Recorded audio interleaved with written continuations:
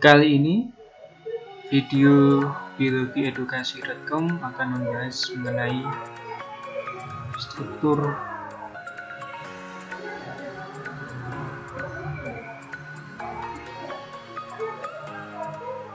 sel saraf. Saya yakin kalian sudah paham bahwa saraf sangat penting untuk kelangsungan hidup. Ketika saraf mengalami kerusakan, maka anggota tubuh kita juga akan mengalami masalah. Misalnya saja ketika saraf mengalami kerusakan bisa mengakibatkan lumpuh. Nah, kali ini kita akan bahas mengenai bagaimana sih bentuk struktur dari sel saraf itu. Jadi, gambaran secara umum dari sel saraf sering sekali ditanyakan di dalam soal-soal yang berkaitan dengan gambar dari sel saraf. Nah, kita gambar secara sangat sederhana sekali.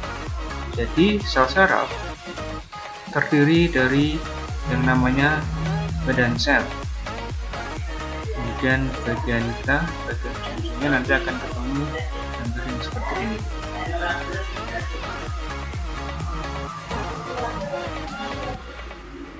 Nah, apa ini? Ini dinamakan bagian ujungnya dinamakan dengan dendrit.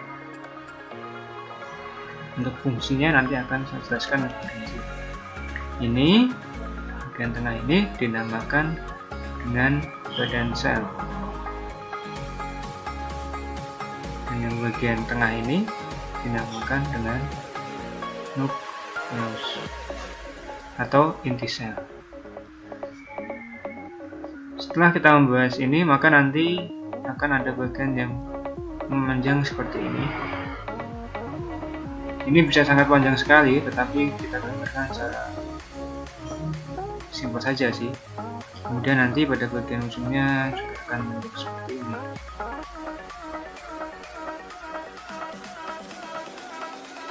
Nah, kemudian di bagian sini nanti akan ada struktur yang seperti ini.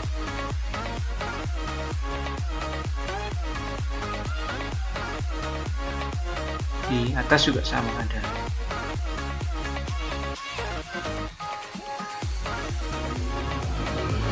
Kemudian di bagian tengahnya ada benih-benih kecil seperti ini. Oke, kita beri keterangan. Bagian tengah ini dari sini sampai sini, ini dinamakan dengan akson. Sedangkan pada bagian ujungnya ini juga masih akson, tetapi dinamakan sebagai ujung akson. Nah, pada bagian ini ada bagian-bagian yang ini segini ini, bagian ini dinamakan dengan sel sekawan. Kemudian yang memiliki bintik putih di bagian tengah ini adalah inti sel. Sama betulnya, bersama dengan inti sel yang ada di sini, tapi dinamakan sebagai inti sel sekawan karena dia berada pada sel sekawan. Di antara sel-sel sekawan ini ada bagian yang ini dinamakan dengan nodus radial. Nodus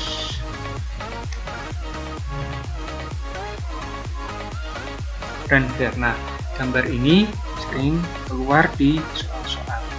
Yang kita bahas dendrit yang pertama untuk keluar mudah ini saya di poin 1.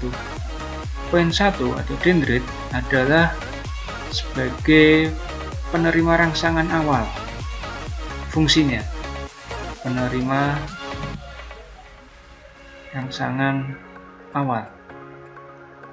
Jadi ketika ada saraf atau rangsangan yang diterima, maka pertama kali yang menerima adalah bagian yang dinamakan dengan dendrit ini. Di sinilah pertama kali akan diterima. Kemudian nanti akan dilanjutkan ke badan sel. Nukleus saya rasa sudah tahu fungsinya sebagai otak dari sel saraf ini. Dari branchl nanti akan dilanjutkan ke bagian yang namanya akson. Jadi akson itu kalau kita gambarkan, dia segini ini adalah akson. Sebetulnya semua bagian ini namanya akson. Nah, yang terpenting di sini adalah dari akson nanti kemudian akan ditransfer ke ujung akson, kemudian diteruskan ke sel saraf lainnya. Nah, yang perlu diperhatikan di sini ada nodus Ranvier ini, di kode 2. Ada bagian nodus Ranvier. Apa fungsi dari nodus Ranvier ini? Jadi, nodus Ranvier ini adalah digunakan untuk mempercepat impuls saraf.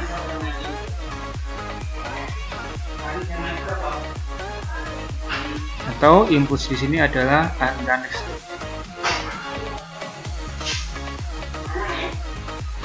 Jadi, ketika ada bagian yang dinamakan ada nodus Ranvier di bagian sel saraf, maka jalannya rangsang atau impuls saraf dia lebih cepat dibandingkan sel saraf yang tidak memiliki nodus Ranvier.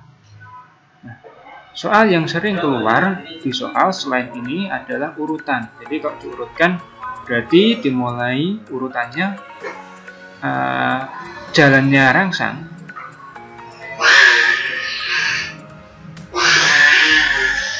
rangsang, dimulai dari dendrit,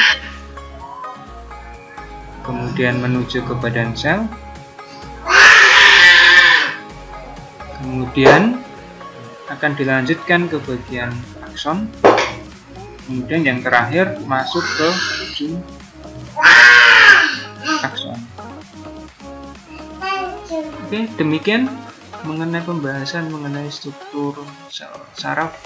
Saya kira sangat bagus sekali. Yang terpenting gambarnya jangan lupa untuk dipahami. Kemudian jalannya rangsang, ini sangat penting karena sering sekali ditanyakan. Jalannya rangsang, impuls saraf itu dari mana sampai kemana. Demikian penjelasan singkat mengenai struktur sel saraf.